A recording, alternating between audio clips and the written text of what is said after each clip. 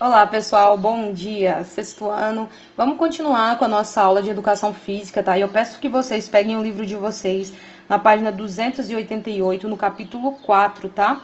E a gente vai continuar falando sobre os esportes não convencionais, que eu havia falado para vocês na aula anterior, que os esportes não convencionais são aqueles esportes que a gente não tem tanto conhecimento, que não são tão conhecidos e tem poucos praticantes, né? São aqueles esportes que não tem tanta visibilidade da mídia, ok? A gente falou também sobre o badminton, né, que é um esporte semelhante ao tênis, praticado individualmente ou em dupla, né, com o objetivo de golpear ali a peteca por cima de uma rede para que ela toque o solo da quadra adversária. E aqui a gente tem uma imagem, né, a raquete, né, do badminton e a peteca do badminton, que é um material, essa peteca é feita de um material bem leve para que ela possa ultrapassar uma rede para outra. Algumas imagens, né, no livro de vocês. Fala um pouco sobre a história do badminton também, que eu falei para vocês, que oficiais ingleses, né, viram esse esporte, acharam interessante e levaram para a Inglaterra. E depois disso ele ficou bem conhecido lá e passando o tempo foram levados para outros países da América.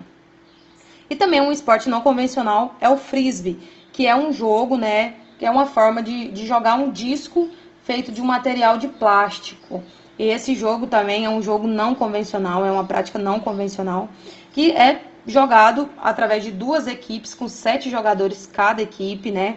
Com o objetivo de lançar esse disco até chegar na zona de gol. Então pontua quem fizer mais pontos ali com o disco até chegar ao gol. E também tem algumas regras, né? Que não pode passar não pode correr com o disco na mão, não pode ficar com o disco na mão em menos de 10 segundos. É um jogo bastante conhecido, né, para fora do Brasil, até porque ele nasceu nos Estados Unidos, né, durante um período de alguns universitários ali encontraram ali na Pensilvânia uma forma de torta e começaram a lançar essa forma. Então esse esporte ele ficou bem conhecido depois de um certo tempo que foi oficializado, né? E chegou no Brasil por volta de 1980 e hoje ele é um esporte bem praticado em São Paulo e até hoje ainda tem, né, vários campeonatos de frisbee. E o frisbee ele é caracterizado pela alternância constante de situações de ataque e de defesa entre as equipes. É um jogo que não tem tanto contato físico e não tem um árbitro ali para poder estar apitando quando houver alguma falta. Então, os jogadores mesmo têm a consciência de quando houve alguma penalidade, ok? A gente também fala sobre o futevôlei. O futevôlei, que é um esporte que ele foi criado no Brasil, e ele é bem semelhante com o vôlei de praia, tá? Só que diferente do vôlei de praia, ele é um esporte que não permite o contato da bola com os braços, o antebraço e as mãos. Ele não pode ser tocado com os braços, o antebraço e as mãos, tá bom? Pode ser tocado com qualquer outra parte do corpo, menos com os braços, os antebraços e as mãos. E também o futevôlei pode ser jogado em duplas, trios ou quartetos. E cada jogo é disputado como no vôlei, né? Então ele é disputado em sets, então melhor de 3, sendo os 2 primeiros até 18 pontos e se houver necessidade, o terceiro, né, até 15 pontos. Aí tem uma imagem no livro de vocês, né, do futevôlei, que é feito na areia. E esse outro esporte aqui também que não convencional, né? Não conhecemos tanto ele, que é o rugby. O rugby é um esporte coletivo de muito contato físico, né? E ele é bem parecido com o futebol americano. O nome dele é de origem inglesa, já que o nome é de uma cidade inglesa, ok?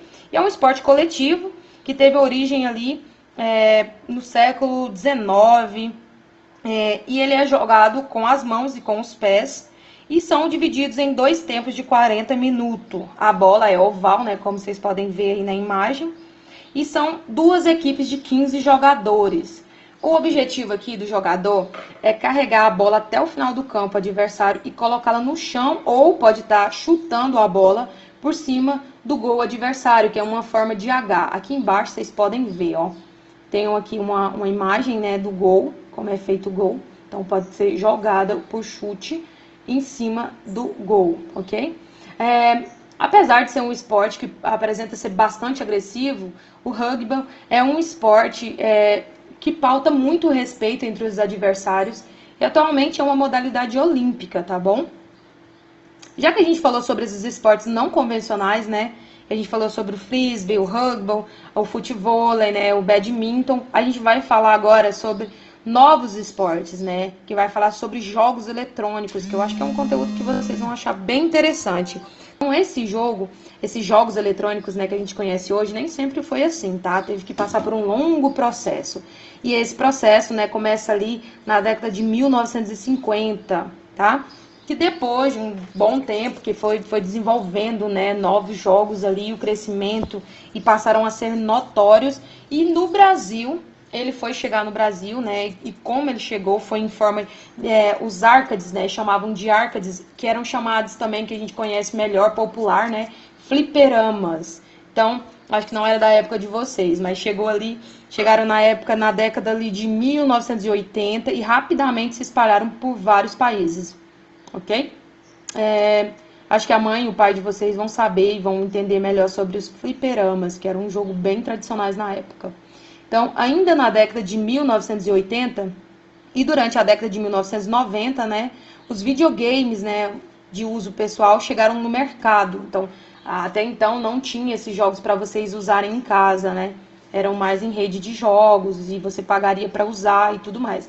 Mas aí eles chegaram no mercado através de né, bastante tempo eles chegam no mercado, e foi a partir de 2000 que os jogos eletrônicos passaram a estar presentes em outras plataformas, né? Até então não era disponível para todo mundo. Depois desse tempo, né, eles já foram ali divulgados em computadores, celulares e tablets.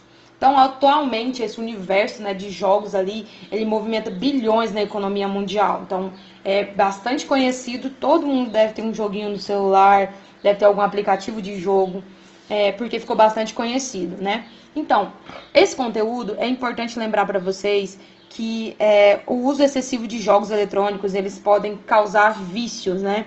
Podem tornar um vício e, consequentemente, acarretar problemas de saúde, ok? Nada de ficar só jogando não, tá? Diferente desses jogos de práticas corporais que eu falei lá em cima, os jogos, né, eletrônicos, ele tem essa parte de usar mais o intelectual, mais a mente, e não ter tanto gasto físico, ok? Então, para terminar a nossa aula, eu vou pedir para vocês fazerem um trabalho, tá? Falando sobre jogos eletrônicos.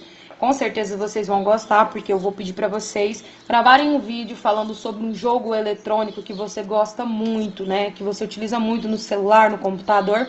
Que vocês gravem um vídeo me explicando mais sobre esse jogo que vocês gostam e explicando as regras, qual o objetivo do jogo, qual o intuito do jogo ali, e o que você mais gosta nesse jogo e por que de escolher esse jogo, tá? Vocês podem me mandar imagem, vídeo, ou me explicar melhor sobre esse jogo, eu vou adorar, tá bom? Eu espero que vocês façam.